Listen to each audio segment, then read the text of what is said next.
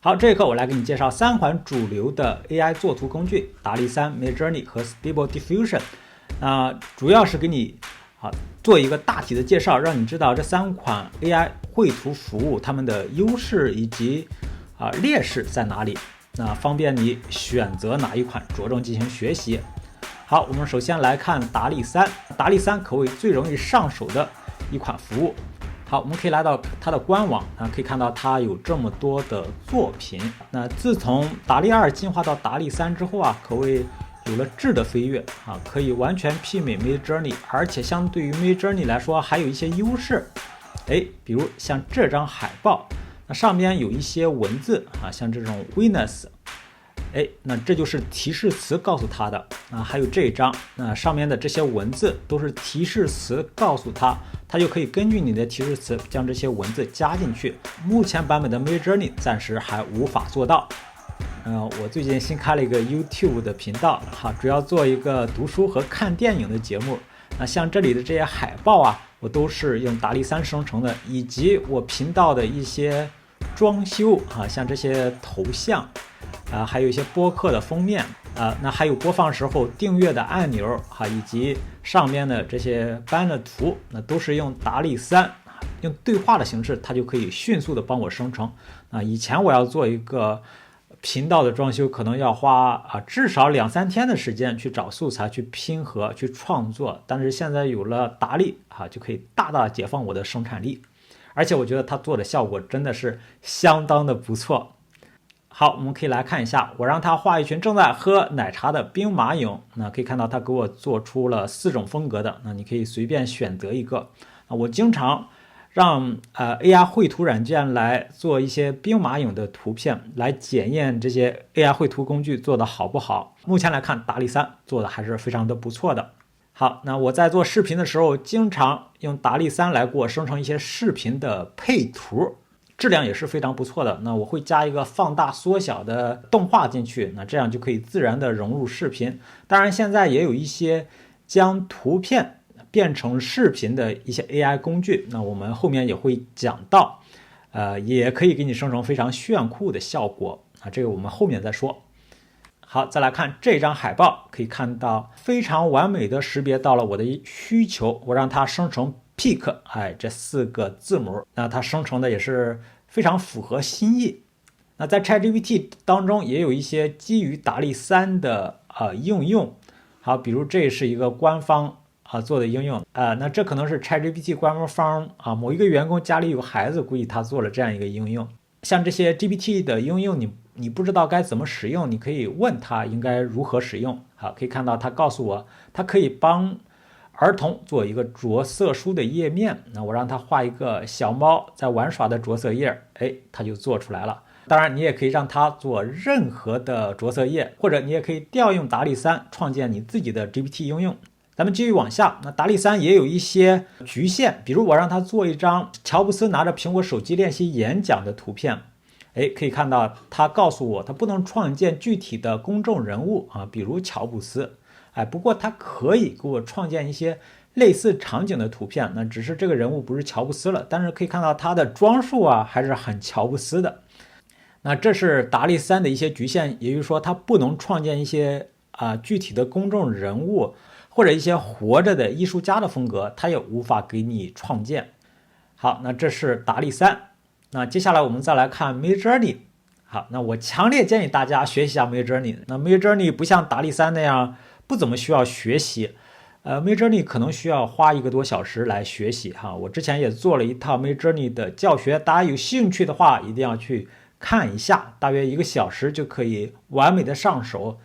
好，我们来看，这就是 Midjourney 做图的界面可以看到这不是 Discord 吗？Discord 如果你不知道的话，你可以把它想象成是一款微信或者QQ 这样的聊天软件。那 Midjourney 就是这里面的一个聊天机器人，也就是说你跟一个机器人进行聊天，它可以给你做图，就是这样一款服务。很多人说 Midjourney 做着这么大而且这么赚钱，为什么不开发 APP？ 那这就是他们非常个性的地方，他们觉得既然大家喜欢在 Discord 上使用，那么我们暂时不想开发 APP， 不排除今后会开发 APP 的。好，我们来看，这是我用 Midjourney 做的一些图片。那这一看就是白日依山尽，黄河入海流，好，为这首诗配的图片啊。注意 Midjourney 的提示词最好使用英文。好，那你可以用一些翻译软件，比如 DeepL 哈，有道词典进行翻译。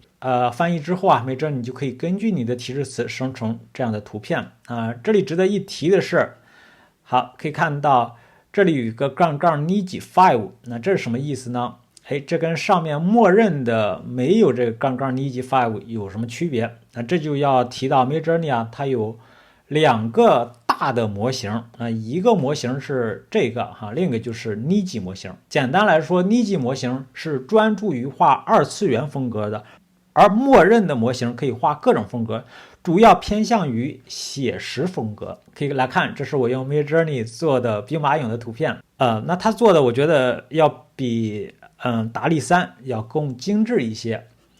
好，那我让他画一些兵马俑，正在做现代的工作啊。这里再配一个 MacBook 啊，做的也是相当的让我震撼。好，再来看这一张，这是让 Midjourney 生成的名人的图片啊，用的是皮克斯的风格啊。那这个是普通的风格，这是山姆奥特曼，前2天还在内斗哈，现在他又重回了 CEO 岗位。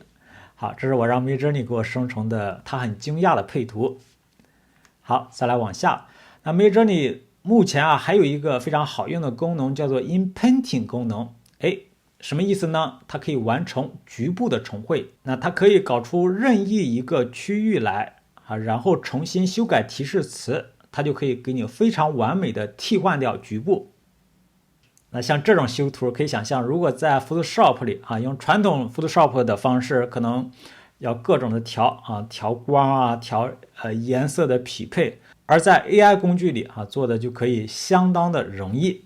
我们用 Midjourney 还可以给我们生成一些灵感，比如将2张图片混合在一起。我夏天在吃冰淇淋的时候，我就在想，这冰淇淋都太难看了啊，能不能生成一个很有艺术的冰淇淋？我就想到了富岳36景的这张图片，然后又找了一个比较有艺术感的冰淇淋。我在 Midjourney 里只要加一个 blend 命令啊，将它们融合在一起，可以看到这是它给我的生成的非常有艺术感的冰淇淋啊。我觉得如果有这样的冰淇淋啊，我觉得200块钱我都愿意买啊，可以发一个很棒的朋友圈。好，最后我们再来看 Stable Diffusion。那像达利3、Midjourney 他们都是付费的。达利3是你付了 ChatGPT 的 Plus 会员，也就是说每月$20的话可以免费的去调用。而 Midjourney 相对来说就比较贵了哈，最便宜的一档是$10，但是我觉得非常不划算啊，做不了几张图。通常我建议大家使用$30的啊，$30我觉得还是挺贵的。但是$30对于个人用户通常是够用的啊。那如果你想使用免费的，那你可以使用 Stable Diffusion， 它是一款开源的。但是也有一个问题，如果你要用免费版的 Stable Diffusion， 你需要有配置很高的电脑。如果你想装 Stable Diffusion， 你可以来到 Stable Diffusion 的中文网啊，当然这个肯定不是官方的一个网站，那你可以安装，选择 Mac 版还是 PC 版。总之你需要一台非常厉害的电脑，而且为这个电脑还要备很多空间，那通常你需要100多 G。 那这就是 Stable Diffusion 的 Web UI 的界面。那它是通过打开浏览器，然后我们在这里输入一些对话，就可以为我们做图。比如我让它生成一个可爱的女孩点击生成的话，它就会给我们生成这样的图片。可以看到这里的宽度和高度都是512。那如果我要生成一个高清的1920×1080的，可以看到它速度实际上是很慢的，这还是我用了配置相当高的电脑。好，那它做了30%，还剩下7分钟才能做完。也就是说它要生成一张非常大的图片是相当的费时间的。而使用达利3或者 Midjourney 就不需要你有配置很高的电脑，只要一台电脑可以上网就可以了。因为Stable Diffusion 生成的图片质量的下限很低，比如像这样的图片，它也是 Stable Diffusion 生成的可以看到非常吓人。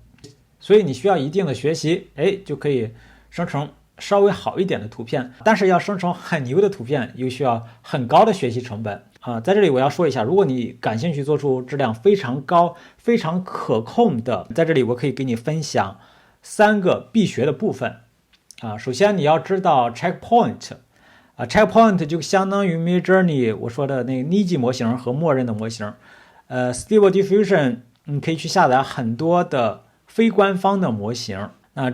这个概念你要记住啊。下一个概念是 LoRa 啊 ，LoRa 是一种小的模型 ，LoRa 可以控制具体的人物角色啊，这在 Midjourney 里是非常难控的，但是在 Stable Diffusion 当中，比如我们下载这样的 LoRa 模型，通常来说可以使用这个人物，当然这里面不仅是有控制人物的 LoRa 模型，还有控制风格的 LoRa 模型啊，你要看清楚了。总之，通过 LoRa 的小模型可以控制人物啊，控制风格等等等等啊。最后啊，还要学的是一个 ControlNet， 这 ControlNet 就厉害了哈。比如我们喂给它一张图片，用 ControlNet 识别出这里面的动作来啊。ControlNet 不仅可以识别动作，还可以识别人物的表情啊。比如这个识别出了动作，那么可以再给它写一点提示词，加上 ControlNet 就可以生成动作一致的图片来啊，像这种非常炫酷的 logo 啊，像这个蔡徐坤啊，在网上有一些人特别爱整活，尤其在 B 站对吧，做了各种样子的蔡徐坤啊，像这样的文字的图片也是用 ControlNet 做出来的啊，这种非常有创意的二维码，你说牛不牛，对吧？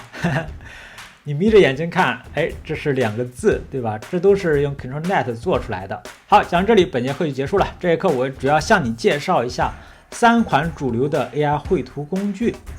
达利和 Midjourney 是付费的 ，Stable Diffusion 是免费的。但是 Stable Diffusion 需要你有很高配置的电脑，需要一定的学习成本。如果你想简单一点，少花点钱，那就使用达利3。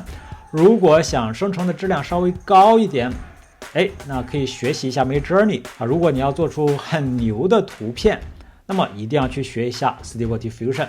好，这节课就讲到这里，我们下节课再见。